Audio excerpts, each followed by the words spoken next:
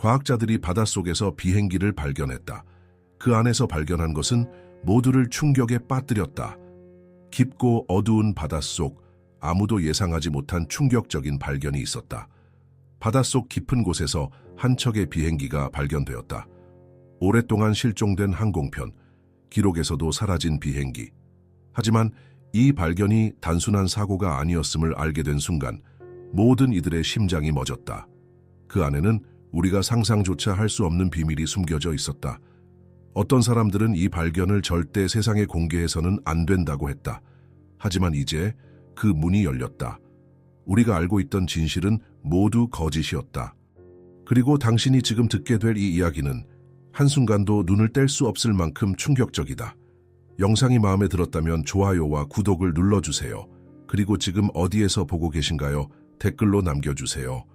동해의 거친 물결 아래 깊고 어두운 심연 속에서 구조 잠수함이 천천히 가라앉고 있었다. 엔진 소리는 낮게 윙윙거렸고 조명은 뿌연 해수를 가르며 나아갔다. 수심 300m 도달, 기압 안정화 완료. 선장 박현수 박 선장과 무전으로 보고했다. 그는 30년 경력의 베테랑 해양 탐사 전문가였고 이번 임무는 그의 경력 중 가장 기이한 것이었다. 15년 전 흔적도 없이 사라진 항공기 K24가승 7편. 그 잔해가 최근 해저 탐사 중 우연히 발견된 것이다. 하지만 아무리 생각해도 이상했다. 바닷속 깊이 가라앉은 비행기라면 온갖 해양 생물에 의해 훼손되었거나 최소한 부식의 흔적이 남아 있어야 했다. 그런데 초음파 탐사 결과 기체는 너무나 온전했다. 마치 어제 떨어진 것처럼. 접근합니다. 잠수함은 천천히 항공기 잔해 쪽으로 나아갔다. 조명이 닿자 그들은 숨을 삼켰다. K2407편의 기체는 믿을 수 없을 정도로 깨끗했다. 창문은 금방이라도 열릴 듯 투명했고 동체에는 눈에 띄는 파손이 거의 없었다. 하여간 말이 안 돼. 조종사 김태진이 중얼거렸다.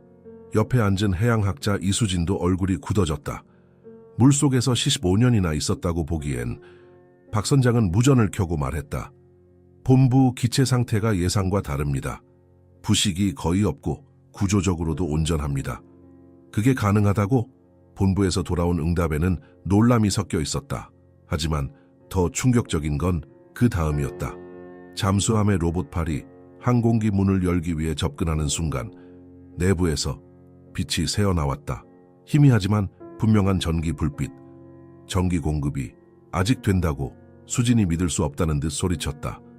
그때였다. 기체 안에서 무언가 움직였다. 쿵, 쿵. 잔잔한 해저에서 절대 들려선 안 될 소리가 났다. 박 선장은 순간적으로 손에 힘을 주었다. 아니었다. 착각이 아니었다. 안에 사람이 있다. 지금 바로 문을 개방한다. 비상 명령이 내려졌고 로봇팔이 조심스럽게 기체의 출입문을 열었다. 문이 열리자 안쪽의 공기가 폭발하듯 빠져나왔다. 깊은 정적 속에서 가늘고 떨리는 숨소리가 들렸다. 누군가 있어. 수진이 떨리는 목소리로 말했다. 그들은 카메라를 내부로 이동시켰다. 그리고 좌석 10바에 거기엔 한 노인이 앉아 있었다. 백발이지만 주름은 적고 얇은 회색 카디건을 걸친 여성. 그녀는 안전벨트를 맨 채 허리를 곧게 편 상태로 앉아 있었다. 손에는 구겨진 흑백 사진을 쥐고 있었고 마치 방금 비행기가 이륙한 듯한 표정이었다. 저분이 어떻게... 김태진이 넋을 놓고 중얼거렸다. 박 선장은 숨을 삼켰다. 살아있다. 이 상황은 논리적으로 불가능했다. 15년 동안 물속에 있던 사람이 살아있다니? 수진이 떨리는 손으로 무전을 눌렀다. 본부, 응답하세요. 기체 내부에서 생존자 발견. 다시 말합니다. 생존자 발견. 본부에서는 한동안 아무런 응답이 없었다. 아마 모두가 말을 잃었을 것이다. 박 선장은 재빨리 명령을 내렸다. 구조 준비, 바로 병원으로 이송한다. 그들이 노인을 옮기는 순간 그녀가 희미하게 입을 열었다. 민우, 작은 목소리. 하지만 분명했다. 그녀는 어떤 이름을 부르고 있었다. 그리고 그 순간 노인은 눈을 감으며 의식을 잃었다. 모두가 숨을 죽였다. 민우? 그건 사람 이름인가? 박 선장은 굳어진 얼굴로 노인이 쥐고 있는 사진을 살폈다. 사진 속에는 어린 소년이 웃고 있었다. 한쪽 모서리에 희미하게 적힌 글자가 보였다. 민우, 민우야, 꼭 다시 만나자. 박 선장의 손이 떨렸다. 이 노인은 대체 누구이며 어떻게 15년 동안 저곳에서 살아남았단 말인가? 서울 강남구 삼성동. 거대한 유리창 너머로 도시의 야경이 반짝이고 있었다. 대표님, 이제 나가셔야 합니다. 비서가 조용히 말했다. 그는 이마에 송골송골 땀을 맺은 채 손목 시계를 확인했다. 이 회의가 너무 길어졌다. 민우 이민우, 30살. 대한민국에서 가장 성공한 젊은 사업가 중 한 명. 아버지의 부동산 기업을 인수한 후 이노브 그룹을 IT 및 금융산업으로 확장시켜 단 몇 년 만에 재벌 3세가 아니라 스스로 일군 억만장자라는 타이틀을 얻었다. 이 사회에서 민우는 정확하고 냉철했다. 직원들은 그를 차가운 천재라 불렀다. 늘 슈트 차림, 감정을 쉽게 드러내지 않는 태도, 그리고 타협 없는 결단력. 그러나 지금 그의 손끝이 미세하게 떨리고 있었다. 책상 위에는 한 장의 사진이 놓여 있었다. 흑백 사진, 어린 소년이 활짝 웃고 있다. 그 소년은 그 자신이었다. 비서가 다시 입을 열었다. 대표님? 민우는 무표정한 얼굴로 사진을 집어들었다. 그리고 천천히 조심스럽게 손가락 끝으로 사진 한쪽을 문질렀다. 귀퉁이에 흐릿한 글씨. 민우야, 꼭 다시 만나자. 숨을 삼키는 소리가 났다. 아주 오래전 기억이 뿌연 안개 속에서 아른거렸다. 민우야, 이리 와. 할머니가 네가 좋아하는 비빔밥 만들어 놨단다. 부엌에서 들려오는 익숙한 목소리, 따뜻한 손길. 그는 단 한순간도 잊은 적이 없다고 생각했다. 하지만 왜 얼굴이 떠오르지 않는 걸까? 비서는 조심스럽게 말을 꺼냈다. 병원에서 연락이 왔습니다. 그 노인분이 깨어나셨다고 합니다. 민우의 얼굴에서 순간 감정이 사라졌다. 비서는 그 표정을 보고 긴장했다. 이민우 대표는 화를 내지도 슬퍼하지도 않았다. 그저 냉정하게 마치 아무 일도 아니라는 듯 대답했다. 상관없어. 난 모르는 사람이다. 그 말에 비서는 잠시 숨을 죽였다. 하지만 대표님, 그녀가 당신의... 그만. 민우가 손을 들었다. 그의 눈빛은 차가웠다. 그 여자 우리 가족 아닙니다. 비서는 더 이상 말하지 못했다. 민우는 천천히 자리에서 일어났다. 고급 맞춤 정장에 주름 하나 없는 모습, 무표정한 얼굴, 마치 로봇처럼 감정을 지운 듯한 태도. 그는 비서를 지나치며 짧게 말했다. 기자들 기다리게 하지 마. 비서는 더 이상 묻지 않았다. 기자회견장, 수많은 카메라 플래시가 번쩍였다. 기자들이 저마다 질문을 던졌다. 이 대표님, 최근 이노브 그룹의 해외 투자 건에 대해 대표님 중국 시장 진출에 대한 익숙한 질문들.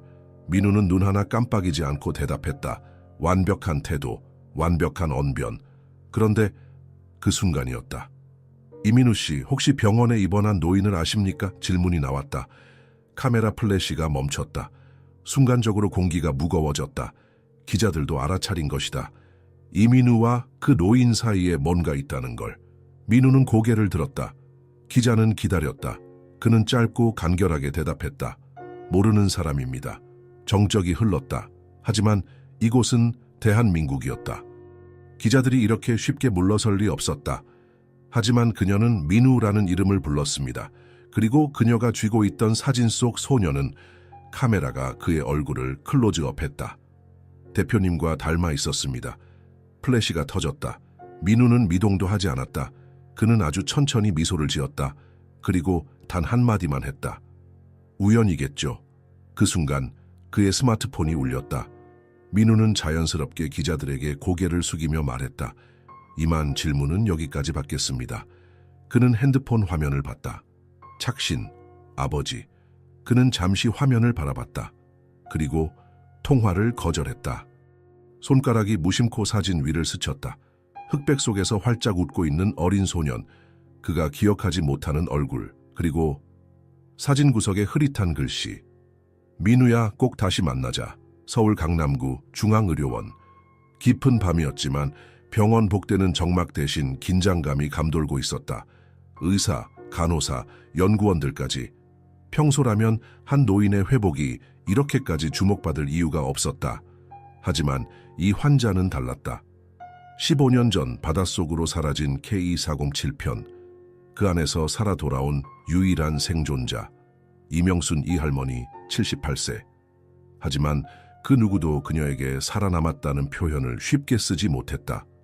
15년 동안 그녀는 대체 어디에 있었던 걸까? 그리고 그녀는 왜 늙지 않았을까? 병실 안은 차분했다. 명수는 창가에 앉아 있었다. 하얀 환자복 차림으로 가녀린 손에 한 장의 사진을 꼭 쥐고 있었다. 그녀는 조용히 창밖을 바라봤다. 도시의 불빛, 길 위를 바쁘게 오가는 사람들, 그리고 저 멀리 보일 듯 말 듯한 N타워. 그녀의 시선이 살짝 흔들렸다. 서울, 내가 알던 그 서울 맞을까? 이곳이 낯설었다.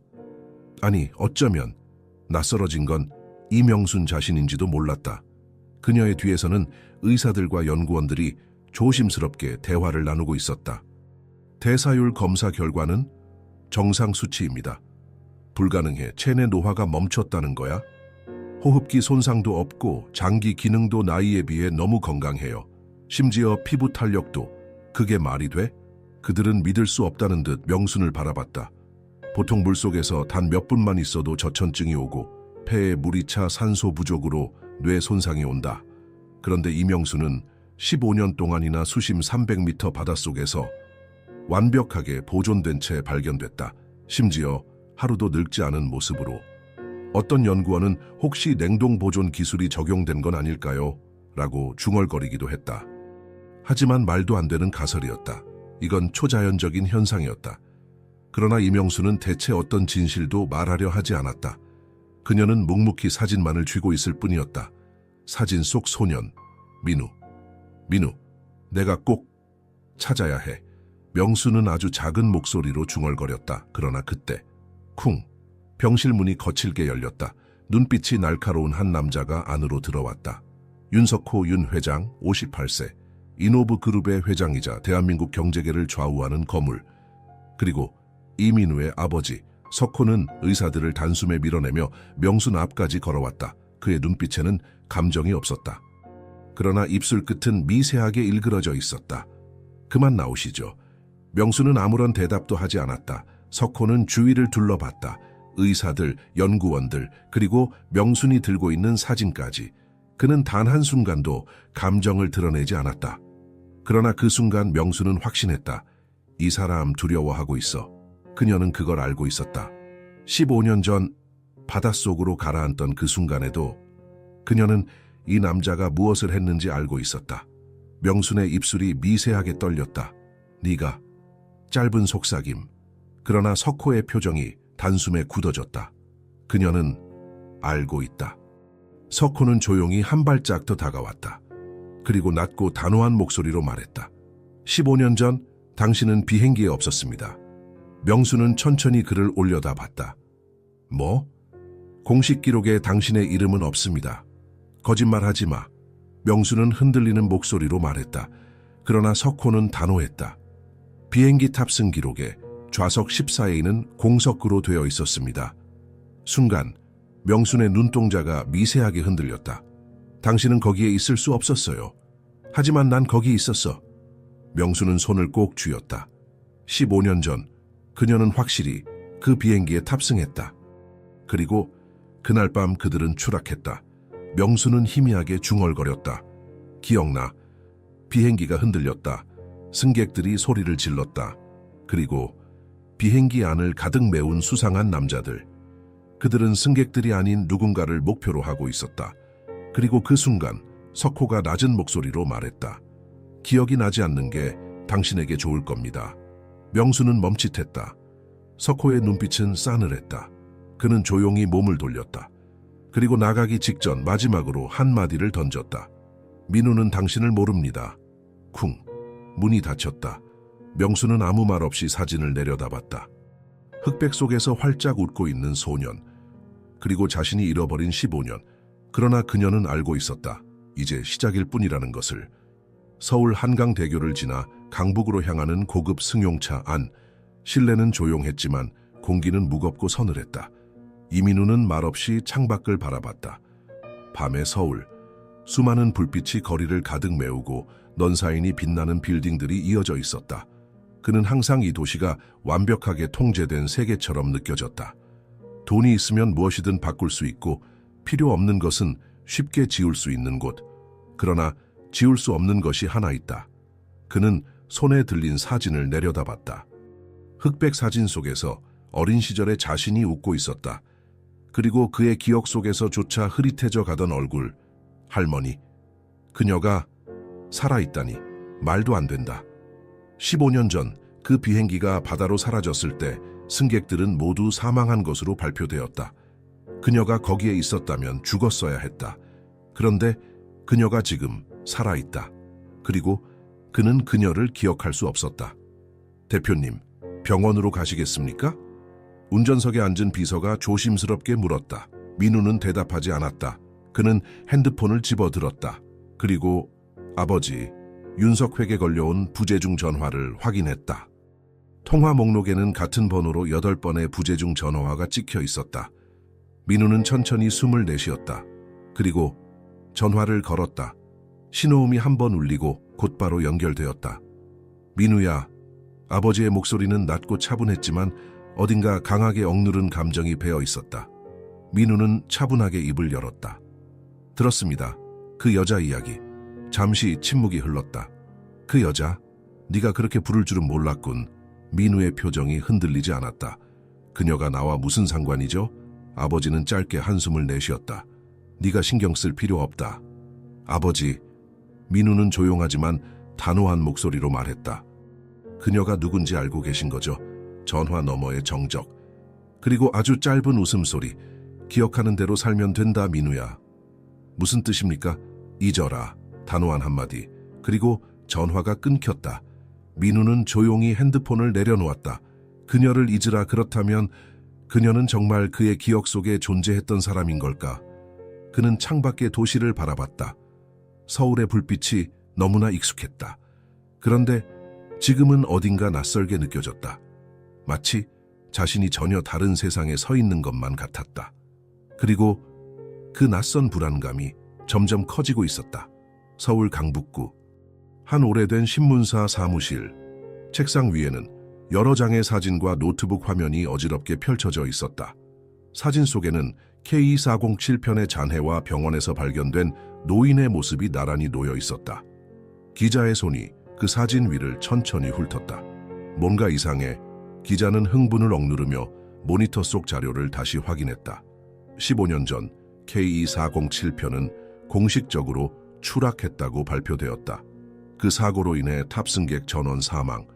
정부는 실종자 가족들에게 거액의 보상금을 지급하며 사건을 조용히 마무리했다. 그러나 지금 그 비행기는 거의 완벽한 상태로 발견되었고 한 명의 생존자가 존재했다. 그리고 가장 이상한 점은 이명순이라는 이름이 탑승자 명단에 없었다는 것. 그는 숨을 들이쉬었다. 이건 단순한 사고가 아니었다. 무언가가 숨겨지고 있었다. 그때 기자의 핸드폰이 울렸다. 화면에는 익명이라는 발신자가 떠 있었다. 기자는 서둘러 전화를 받았다. 여보세요. 잠시 정적. 그리고 낮고 조용한 목소리가 들려왔다. 비행기는 추락한 게 아니야. 기자의 손이 멈췄다. 뭐라고요? 익명의 제보자는 다시 말했다. K2407편. 그 비행기는 원래 바다에 가라앉을 운명이 아니었어. 기자는 숨을 삼켰다. 그럼 대체 무슨 일이 있었던 겁니까? 익명의 목소리는 아주 천천히 그러나 확실하게 대답했다.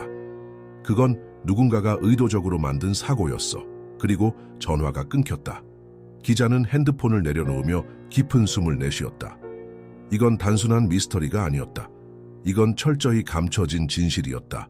그리고 이제 그 진실이 서서히 드러나려 하고 있었다. 서울 강남구 한적한 카페. 이민우는 깊은 밤 혼자 테이블에 앉아 있었다. 그의 앞에는 아직 손도 대지 않은 아메리카노 한 잔이 놓여 있었다. 그는 핸드폰을 내려다보았다. 병원으로부터 온 문자.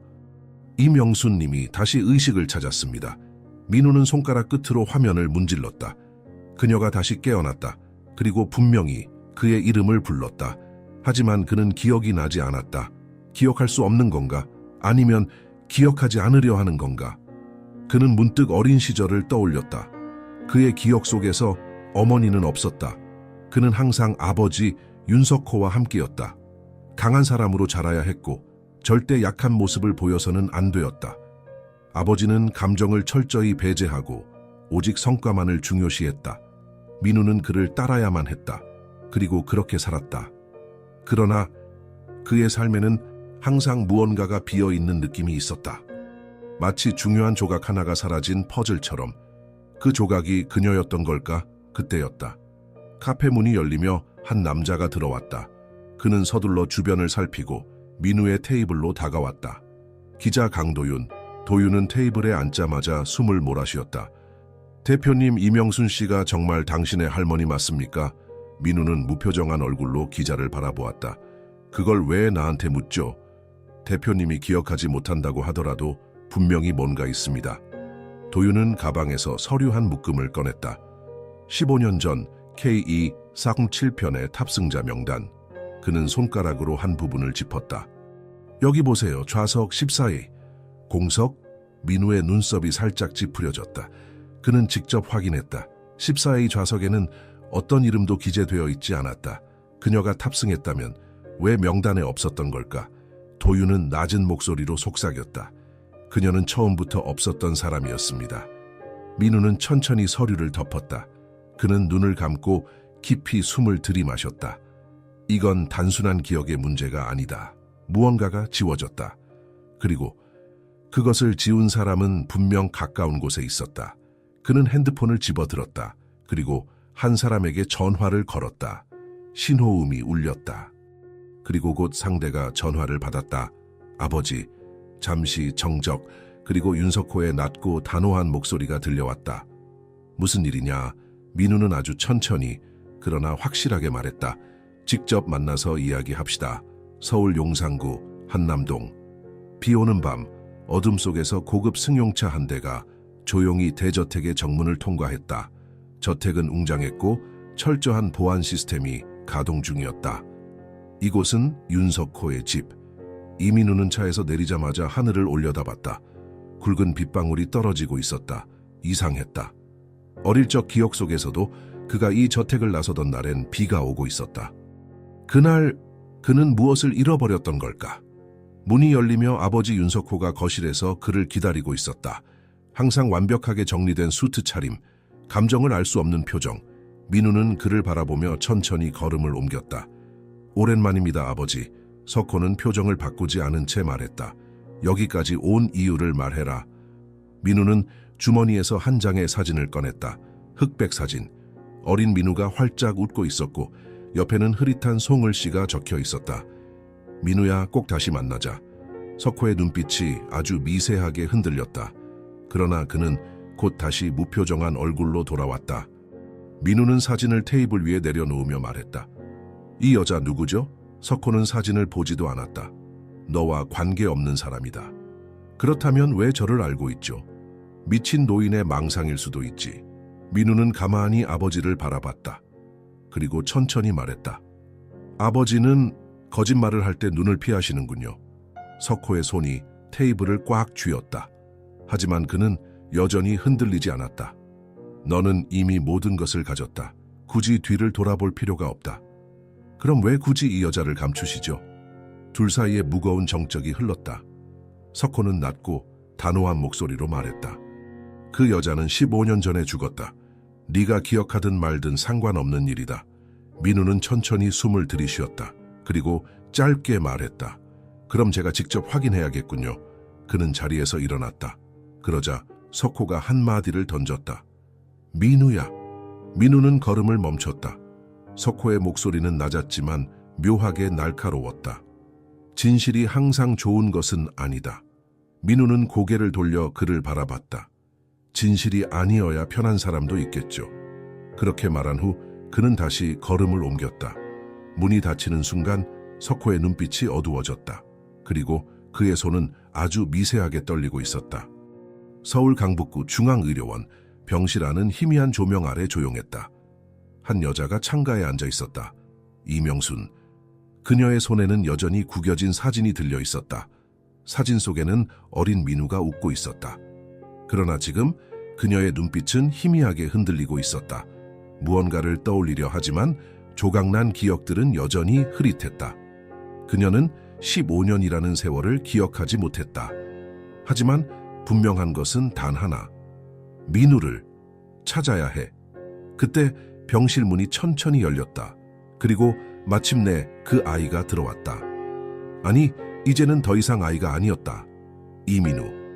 그는 문 앞에 서 있었다. 수트 차림의 차가운 표정. 하지만 그 눈빛 속에는 확신할 수 없는 감정이 가득했다. 그녀는 떨리는 목소리로 말했다. 민우야. 민우는 아무런 말도 하지 않았다. 그는 아주 천천히 조용히 걸어 들어왔다. 그리고 그녀 앞에 섰다. 두 사람 사이의 거리는 고작 몇 걸음. 그러나 그 거리만큼 15년의 시간과 지워진 기억들이 가로막고 있었다. 명수는 손을 뻗었다. 그러나 민우는 한 발짝 뒤로 물러났다. 그녀의 손끝이 허공에서 떨렸다. 그리고 당신이 누구인지 나는 모릅니다. 그녀의 손이 그대로 멈췄다. 침묵. 긴 정적 속에서 그녀는 아주 천천히 눈을 감았다. 그리고 다시 떴을 때 그녀의 눈빛이 변해 있었다. 기억이 안 나니? 민우는 표정을 바꾸지 않았다. 그러나 그 안에서 무언가가 흔들리고 있었다. 명수는 조용히 숨을 들이쉬었다. 그리고 말했다. 너는 아주 어렸을 때부터 내 손을 잡고 잠들었어. 밤이 되면 꼭 내 무릎 위에 머리를 올리고 동화책을 읽어달라고 했지. 네가 아팠을 때 내가 밤새도록 손을 잡고 기도했던 거 기억나니? 네가 처음 자전거를 배웠을 때 몇 번이고 넘어지고 울면서도 끝까지 포기하지 않았던 거. 민우는 아무 말도 하지 않았다. 그러나 그의 손이 아주 미세하게 떨리고 있었다. 그는 눈을 감았다. 그리고 아주 깊은 곳에서 오래전 봉인되었던 기억들이 흔들렸다. 비 오는 밤 낡은 골목길, 한 여자가 어린 소년의 손을 잡고 뛰고 있었다. 그녀는 울고 있었고 소년은 무서워 떨고 있었다. 민우야, 절대 뒤돌아보면 안 돼. 하지만 할머니, 그 순간 골목 끝에서 검은 차가 나타났다. 문이 열렸고 누군가가 민우를 거칠게 끌어당겼다. 그는 울부짖었다. 할머니. 그러나 그녀의 모습은 점점 멀어져 갔다. 그리고 그 순간 네가 기억해야 할 것은 따로 있다. 낯익은 목소리. 윤석호. 그가 소년의 얼굴을 감싸쥐며 단호하게 말했다. 이제부터 너는 이민우다. 다른 것은 신경 쓸 필요 없다. 그리고 그 이후 모든 기억이 사라졌다.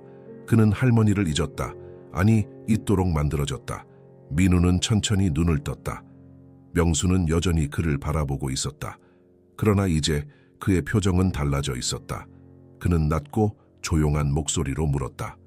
아버지가 나에게서 당신을 빼앗은 겁니까? 명수는 눈물을 삼키며 고개를 끄덕였다. 너를 지키려고 했어. 하지만 그녀의 손이 사진을 더욱 꼭 쥐었다. 나는 너를 다시 찾을 수 있을 거라 믿었어. 민우는 아무 말 없이 아주 천천히 사진을 바라봤다. 그는 그 사진을 가져가지도 않았다. 그리고 아주 낮은 목소리로 말했다. 이제 알아봐야겠습니다. 그는 돌아서서 병실 문을 향해 걸어갔다. 그러나 문 앞에서 잠시 멈췄다. 그는 돌아보지 않은 채 짧게 말했다. 제가 돌아올 때까지 기다려주세요. 명수는 흐릿하게 미소를 지었다. 늘 그랬듯이 나는 언제까지나 널 기다릴 거야. 문이 닫혔다. 이제 민우는 진실을 찾아야 했다. 그리고 그 진실은 그가 살아온 모든 것을 뒤흔들게 될 것이었다. 서울 강남구 이노브그룹 본사. 자정이 가까운 시간이었지만 빌딩 30층의 회장실에는 여전히 불이 켜져 있었다. 윤석호는 책상에 앉아 서류를 훑어보고 있었다. 그러나 그의 시선은 한 곳에 오래 머물지 못했다. 그는 손에 쥐고 있는 펜을 천천히 굴렸다. 그 아이가 드디어 움직이기 시작했다. 이민우. 15년 동안 묻혀있던 과거를 파헤치려 하고 있다. 석호는 깊이 숨을 들이쉬었다. 그는 오래전 민우가 명순을 완전히 잊었다고 생각했다. 기억이 사라지면 감정도 사라진다. 감정이 사라지면 약점도 사라진다. 그렇게 그는 강한 사람으로 만들어졌다. 그러나 그 여자는 살아남았다. 그리고 이제 모든 것을 되돌리려 하고 있다. 그때였다. 똑똑 문을 두드리는 소리. 석호는 눈을 감았다가 천천히 떴다. 들어와라. 문이 열리며 민우가 걸어 들어왔다. 이제 그는 더 이상 질문을 망설이는 사람이 아니었다. 그의 눈빛은 단단했다. 석호는 표정을 바꾸지 않은 채 무표정하게 그를 바라봤다. 이 시간에 무슨 일이냐? 민우는 책상 앞까지 다가와 섰다. 그리고 조용히 그러나 단호하게 말했다. 아버지 K407편에 대해서 알고 계시죠? 석호는 미세하게 눈을 가늘게 떴다. 그러나 표정은 여전히 변함이 없었다. 갑자기 그 이야기는 왜 꺼내는 거냐? 민우는 주머니에서 서류 한 장을 꺼내 책상 위에 내려놓았다. 15년 전 K407편은 단순한 추락 사고가 아니었습니다. 석호는 서류를 바라보지도 않았다. 그러나 그의 손끝이 미세하게 경직되는 것을 민우는 놓치지 않았다.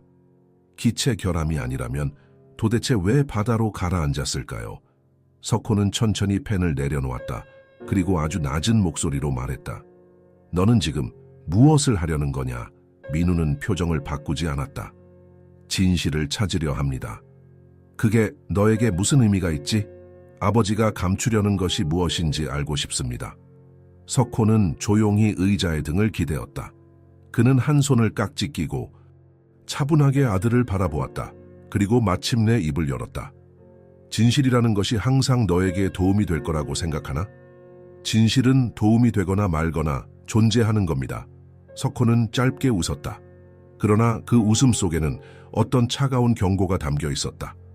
너는 네가 원하는 답을 듣고 싶겠지만 나는 네가 그 답을 감당할 수 있을지 의문이구나. 민우의 눈빛이 흔들리지 않았다. 그러나 그의 속에서는 거센 파도가 일고 있었다. 아버지의 태도, 이건 단순한 방어가 아니었다. 이건 숨기려는 사람의 태도였다. 민우는 다시 말했다.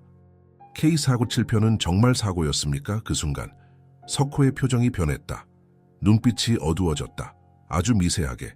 그러나 그것만으로도 충분했다. 그는 알고 있다. 민우는 확신했다. 그는 단호하게 말했다. 만약 그것이 사고가 아니라면 아버지는 그날 무슨 일이 있었는지 알고 계시는 거죠. 석호는 천천히 자리에서 일어났다. 그리고 책상 너머에서 아들을 내려다보았다. 그의 목소리는 낮았지만 그 안에는 깊은 무게가 담겨 있었다. 이민우, 네가 어디까지 갈 생각인지는 모르겠지만 조용히 사는 것이 가장 현명한 선택이야. 민우는 눈을 가늘게 떴다. 왜죠? 이건 단순히 네 과거를 찾는 문제가 아니야. 이건... 석호는 말을 멈췄다. 그리고 짧게 한숨을 내쉬었다. 그리고 아주 조용히 그러나 확실하게 말했다. 이건 목숨이 걸린 문제다. 정적. 그 순간 민우의 몸이 본능적으로 경직되었다. 그것은 단순한 협박이 아니었다. 그것은 경고였다. 민우는 조용히 아버지를 바라봤다. 그러나 이제 그는 뒤로 물러서지 않았다. 그는 아주 천천히 숨을 들이쉬었다. 그리고 단호하게 말했다. 만약 그날 무언가가 조작되었다면 저는 끝까지 찾아낼 겁니다. 그의 눈빛은 흔들리지 않았다. 석호는 아무런 대답도 하지 않았다. 그러나 민우는 알았다. 그는 대답하지 않는 것으로 모든 것을 인정하고 있었다. 그 순간 석호의 핸드폰이 울렸다. 그는 천천히 전화를 받았다. 그리고 한동안 듣기만 하다가 짧게 대답했다. 알겠다. 전화를 끊고 그는 다시 민우를 바라봤다. 그리고 아주 짧게 말했다. 병원에 가봐라. 민우는 미간을 좁혔다. 무슨 말씀이십니까? 석호는 눈을 가늘게 떴다. 그리고 조용히 말했다. 네가 보고 싶어 하는 사람 사라졌다. 이명순이 사라졌다고. 순간 민우의 머릿속이 하얗게 변했다.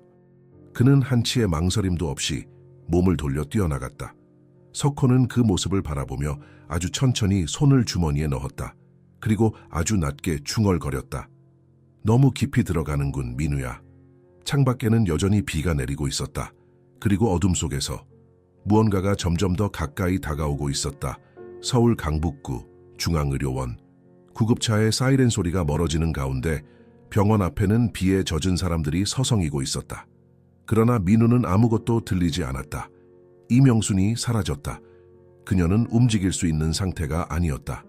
게다가 병원에는 24시간 감시 카메라가 작동 중이었다. 이것은 단순한 실종이 아니다. 누군가 그녀를 데려갔다. 민우는 빠르게 병원으로 들어갔다. 출입구에는 병원 관계자들과 경찰들이 모여 있었고 기자들도 몰려들기 시작했다.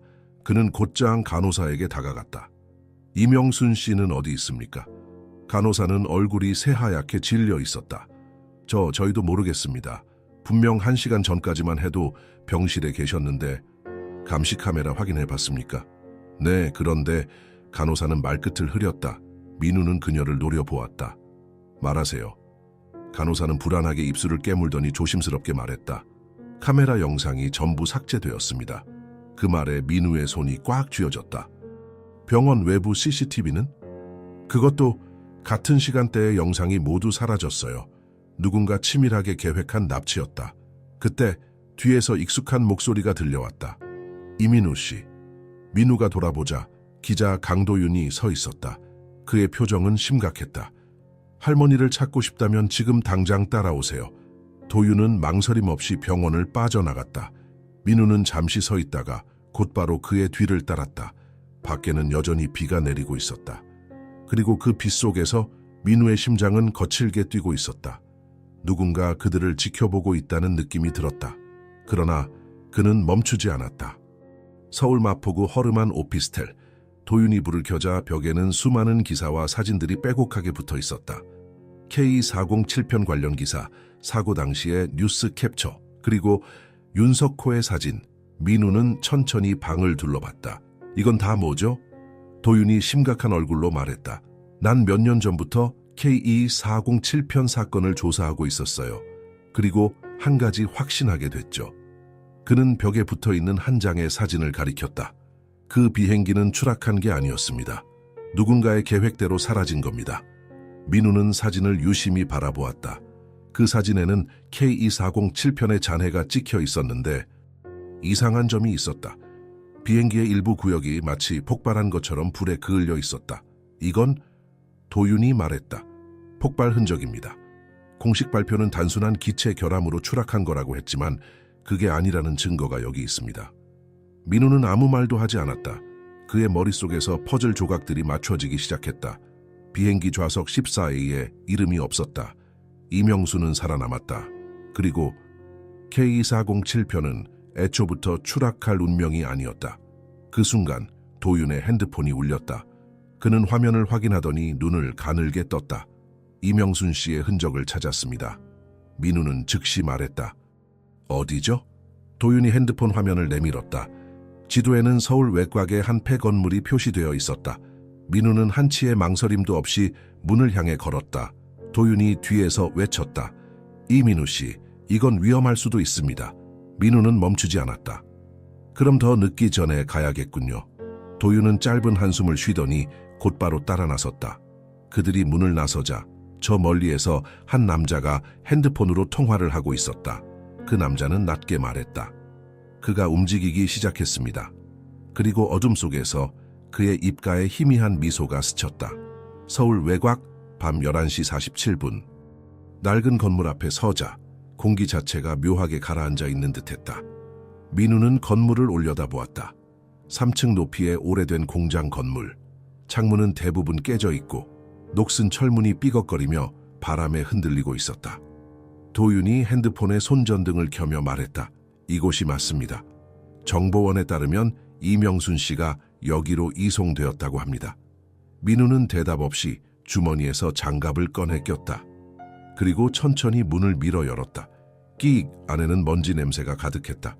공장은 오래전 문을 닫았는지 바닥에는 녹슨 기계 부품과 부서진 박스들이 어지럽게 흩어져 있었다. 그러나 민우의 시선은 곧장 바닥 한가운데 놓여있는 신발 한 짝으로 향했다. 그것은 분명 병원 환자복 차림의 누군가가 신었을 법한 슬리퍼였다. 여기 계셨군. 그는 조용히 중얼거렸다. 그러나 다음 순간 철골 구조물 위에서 아주 희미한 소리가 들렸다. 발소리.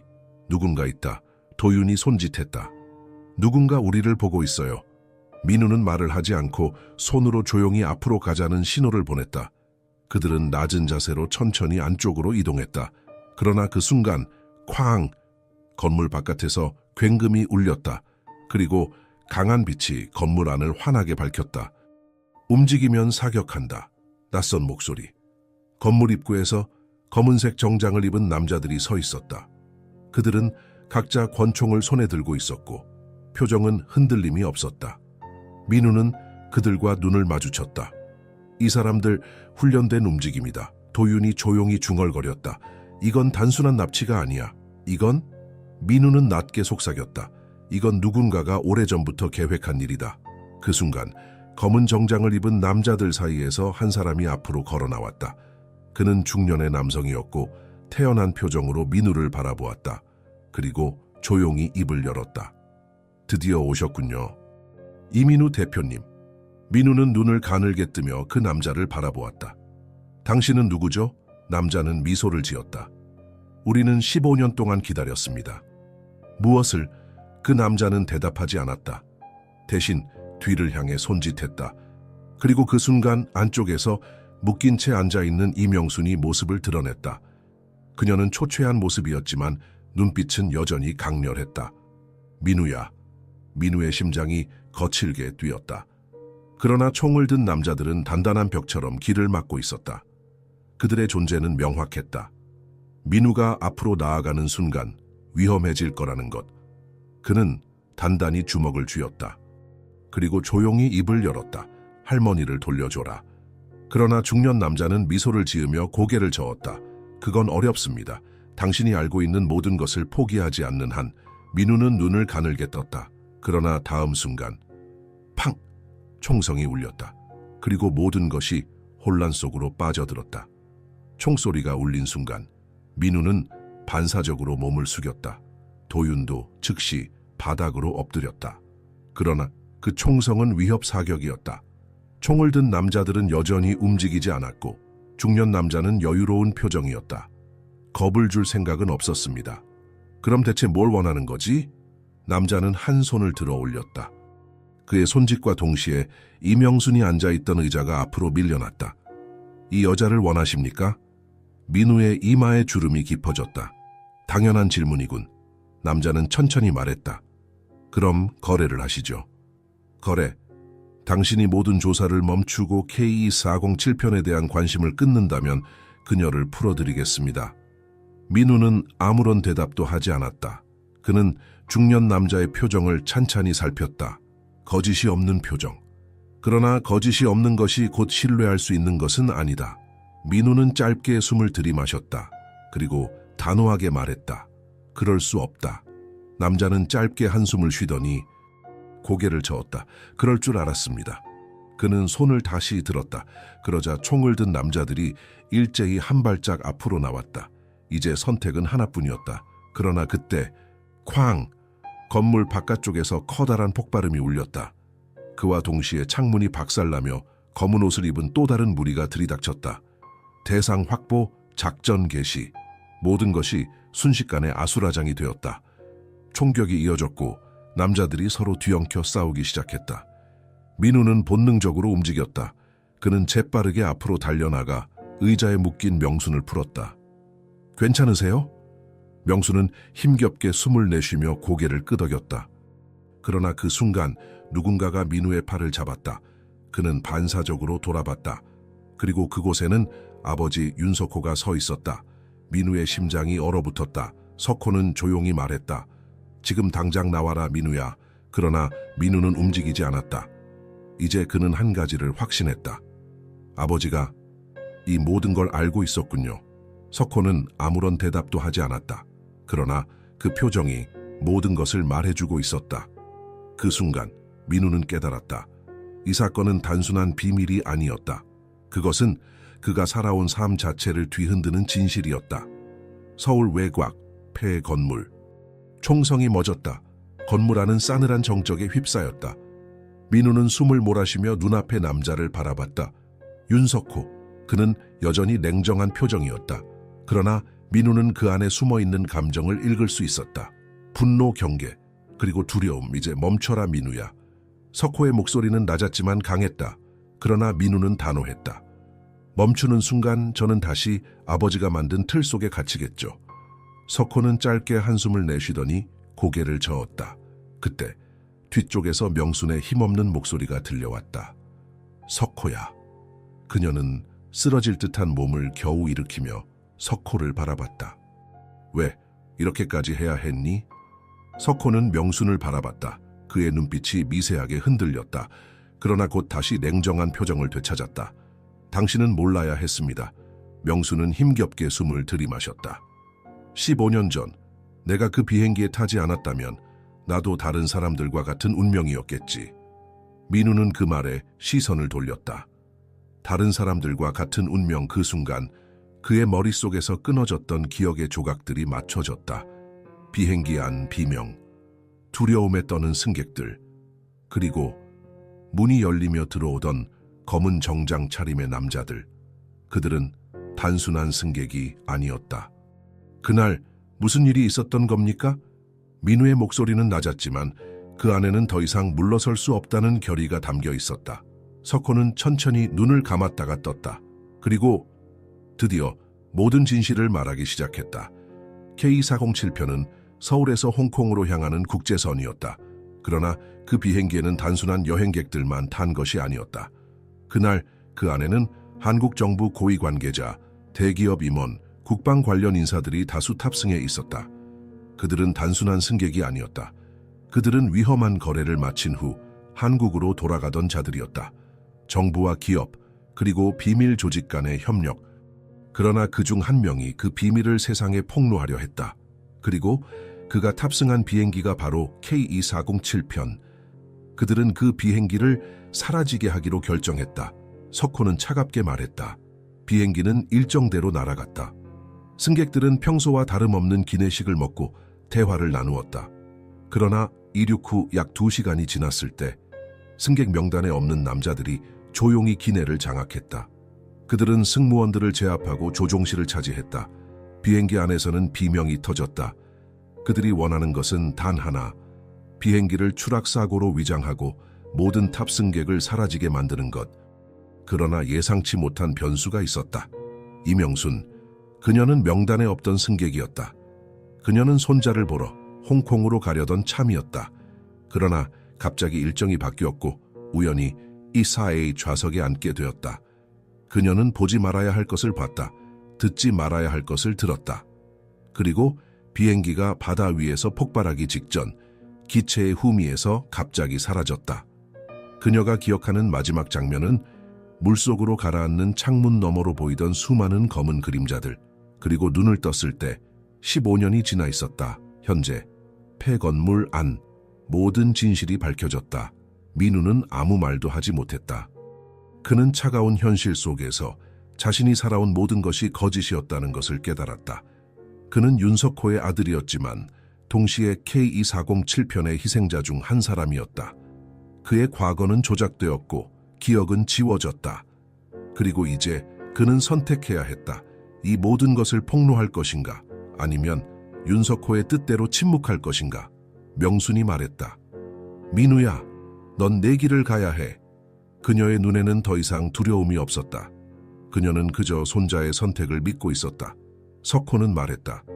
네가 진실을 원한다면 네가 가진 모든 것을 포기해야 한다. 재벌, 명예, 권력. 그는 이제 전혀 다른 삶을 살게 될 것이다. 민우는 천천히 눈을 감았다가 떴다. 그리고 아버지, 그는 단호하게 말했다. 저는 모든 걸 걸고 진실을 밝히겠습니다. 순간 석호의 눈빛이 차갑게 변했다. 그러나 민우는 더 이상 두려워하지 않았다. 그는 걸음을 내딛었다. 그와 함께 긴 어둠 속에서 묻혀있던 진실이 마침내 세상 밖으로 나아가기 시작했다. 6개월 후 대한민국 전역이 떠들썩했다. K2407편 사건의 전모가 폭로되었고 관련된 수많은 인사들이 체포되었다. 윤석호는 기업 운영에서 물러났고 수많은 범죄 혐의로 기소되었다. 이민우, 그는 이제 더 이상 재벌이 아니었다. 그는 모든 재산을 정리하고 자신의 이름을 걸고 K407편 희생자들을 위한 재단을 설립했다. 그리고 어느 날 서울의 한 작은 공원에서 민우는 벤치에 앉아 있었다. 그의 손에는 낡은 흑백 사진 한 장이 들려 있었다. 그때 옆에서 따뜻한 손길이 그의 손을 덮었다. 이명순. 그녀는 부드러운 미소를 지으며 말했다. 이제 네가 가야 할 길을 가렴. 민우는 사진을 내려다봤다. 어린 시절의 자신이 활짝 웃고 있었다. 그는 그 사진을 가만히 접어 가슴 주머니에 넣었다. 그리고 고개를 들어 새로운 세상을 바라보았다. 우리는 때때로 과거를 잊으려 합니다. 하지만 진실은 결국 우리의 마음을 찾아오고 우리가 외면한다고 해서 사라지지 않습니다. 만약 당신이 주인공의 입장이었다면 어떻게 했을까요? 숨겨진 진실을 끝까지 밝혀냈을까요? 아니면 눈을 감고 살아갔을까요? 오늘 들은 이 이야기는 단순한 미스터리가 아닙니다. 그것은 후회와 용서, 그리고 우리가 소중한 사람들을 얼마나 쉽게 잊어버리는지에 대한 이야기입니다. 너무 늦기 전에 우리 곁에 있는 사람들에게 감사하는 마음을 전해야 하지 않을까요? 이 이야기가 마음을 울렸다면 좋아요와 구독을 눌러주세요. 그리고 이 영상을 친구들과 공유해보세요. 여러분이 남기는 댓글 하나가 또 다른 누군가의 가슴을 움직일지도 모릅니다.